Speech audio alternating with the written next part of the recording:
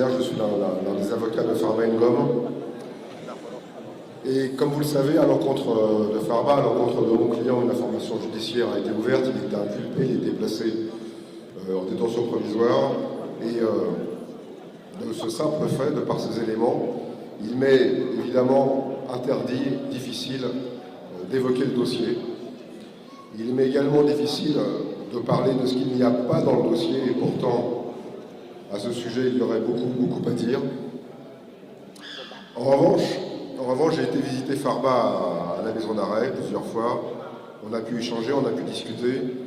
Et je suis en mesure de partager avec vous son état d'esprit, sa position actuelle et peut-être quelques généralités sur ce type de dossier que moi je défends en France, les dossiers politico-judiciaires, et qui peut-être peuvent contribuer à apporter l'information dans ce dossier.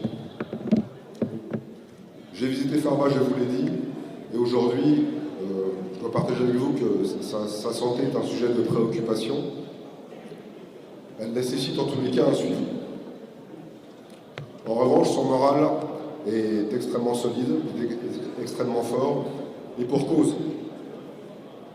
Il sait en réalité qu'il bénéficie d'un soutien nombreux, puissant, fort, mobilisé de la part de ses proches, de la part de son parti, de la part de ses électeurs, de sa région, de son village. Et il sait également, et c'est peut-être le point le plus important ici en ma qualité d'avocat, il sait également évidemment, il ne doute pas de la justice de son pays.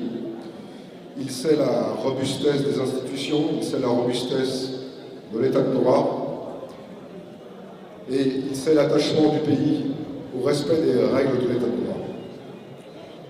Parmi ces règles, il me semble important de les rappeler, il y a tout d'abord l'indépendance du pouvoir judiciaire. Il y a également l'égalité de tous les citoyens, simples citoyens députés, devant la loi.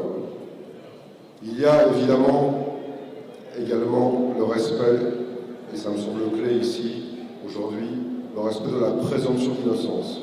Farba est inculpé, Farba est placé en détention provisoire, mais Farba est toujours présumé innocent.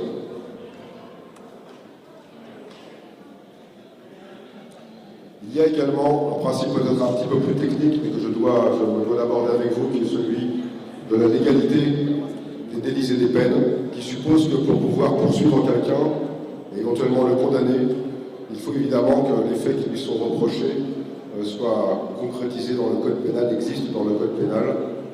Et ce point était extrêmement important dans le dossier de Farba. Enfin, il y a les valeurs démocratiques.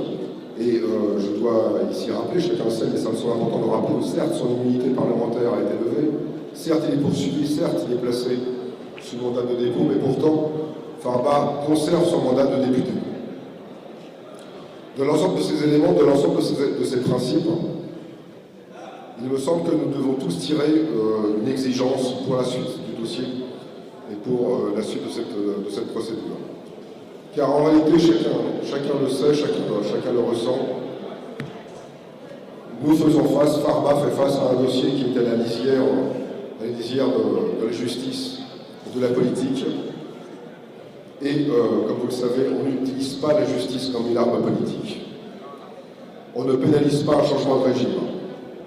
En cela, le dossier de Farba me semble être un dossier test, un dossier témoin, un dossier qui permettra de confronter la robustesse des institutions et la vitalité de l'état de droit.